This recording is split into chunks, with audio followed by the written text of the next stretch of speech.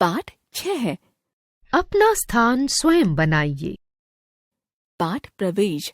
पूरी लगन, मेहनत और ईमानदारी से किया गया छोटे से छोटा कार्य भी मनुष्य को बड़ा और महान बना सकता है। व्यक्ति की पहचान उसके धन या पद से नहीं, बल्कि उसके गुणों और चरित्र से होती है। एक दिन बादशाह ने अपने मंत्री से कहा, मुझे अपने लिए एक आदमी की जरूरत है। कोई तुम्हारी निगाह में चढ़े तो लाना, पर इतना ध्यान रखना कि आदमी अच्छा हो। बहुत दिनों की जांच पड़ताल के बाद मंत्री को एक आदमी जचा। मंत्री ने उसकी नौकरी छुड़वा दी और उन्नति का आश्वासन देते हुए उसे बादशाह के सामने पेश किया। बहुत देर तक तो बादशाह को अपनी बात ही याद न आई। बाद में बोले, हाँ, उस समय शायद कोई बात मन में थी, पर अब तो कोई बात नहीं है।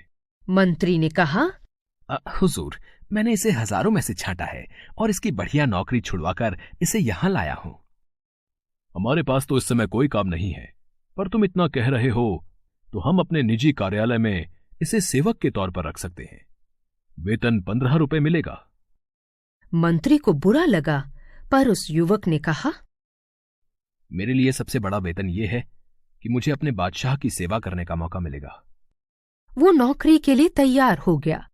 मंत्री जब उसे कार्यालय में छोड़ने गया तो वहां धूल ही धूल थी, क्योंकि बादशाह वहां न तो कभी जाते थे और न ही वहां काम करते थे।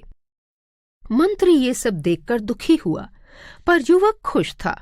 उसने इसके लिए मंत्री के प्रति आभार भी प्रकट किया। उस कार्यालय में एक छोटी सी कोठरी भी थी। युवक ने उसकी जांच पड़ताल की तो पता चला कि बीते वर्षों में बादशाह के पास जो निजी पत्र आए थे, उनके लिफाफों का ढेर उस कोठरी में था।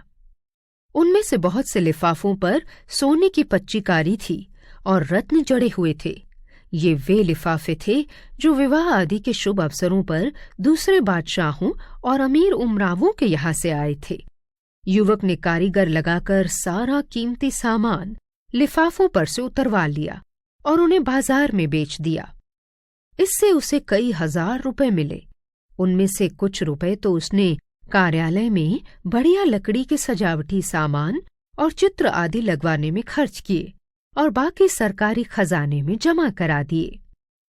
जहां सारा सामान बेचा गया, उसकी रसीद भी उसने ली और जहां से सजावट के सामान खरीदे गए, उसकी भी।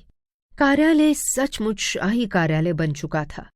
कुछ चुगलखोरों ने मौका पाते ही बादशाह से उसकी शिकायत कर दी कि वो शाही खजाना लुटा रहा है।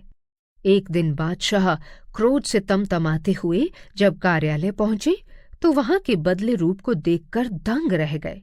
फिर भी उन्होंने आवाज ऊंची करते हुए पूछा, तुमने ये सजावट किसके रुपयों से की? कार्यालय के रुपयों से, हुजूर। कहकर उसने रद्दे लिफाफों की कहानी सुनाई और खजांची से गवाही दिलवाई कि कार्यालय का सामान खरीदने के बाद बचा हुआ रुपया खजाने में जमा किया गया है। बादशाह युवक की बात से रीझ गए और उन्होंने उसे अपने राज्य का वित्त मंत्री बना दिया। दूसरे मंत्री इस बात से और परेशान हुए, क्योंकि ना वो बेईमानी और लापरवाही करता था, ना करने देता था। जो भी मंत्री बादशाह के पास जाता, किसी न किसी बहाने उस युवक की शिकायत करता, जिससे कि वो बादशाह की नजरों में गिर जाए। एक दिन रात को 2 बजे बादशाह ने अपने सेनापति को बुलाकर कहा, हमारे सब मंत्रियों को उनके घरों से उठाकर इस कक्ष में ले आओ, लेकिन वे जिस हालत में हों उसी हालत में लाए जाएं। ये हमारा हुक्म है। अगर कोई पलंग पर सो रहा हो तो उसे पलंग सहित ज्यों का त्यों लाया जाए, और कोई कालीन पर बैठा चौपड़ खेल रहा हो तो उसे कालीन समेत लाया जाए। करीब 1 घंटे के भीतर सब मंत्री बादशाह के बड़े कक्ष में लाए गए। 8 में से 7 मंत्री नशे में धुत थे। उनमें से कुछ जुआ खेल रहे थे। वित्त मंत्री जी एक चौकी पर बैठे दिए की रोशनी में कोई कागज देख रहे थे। सब मंत्री बहुत लज्जित हुए। तब बादशाह ने वित्त मंत्री से पूछा, जनाब, रात में 2 बजे किन कागज पत्रों में उलझे हुए थे? उसने उत्तर दिया, हुजूर, दूर के इलाके से इस साल का जो राजकर आया है, उसमें पिछले साल की तुलना में 1 पैसा कम है। तो बार बार देख रहा था कि जोड़ में भूल है या सचमुच 1 पैसा कम है। बादशाह ने अपनी जेब से एक पैसा फेंक कर कहा, लो, अब हिसाब ठीक कर दो और जाओ आराम करो। वित्त मंत्री ने नम्रता के साथ पैसा वापस करते हुए कहा, हुजूर, इसमें पैसा तो मैं भी डाल सकता था, पर यदि पैसा कम है और इसके लिए पूछताछ न हुई तो इससे पदाधिकारियों में ढील और बेईमानी पैदा होगी।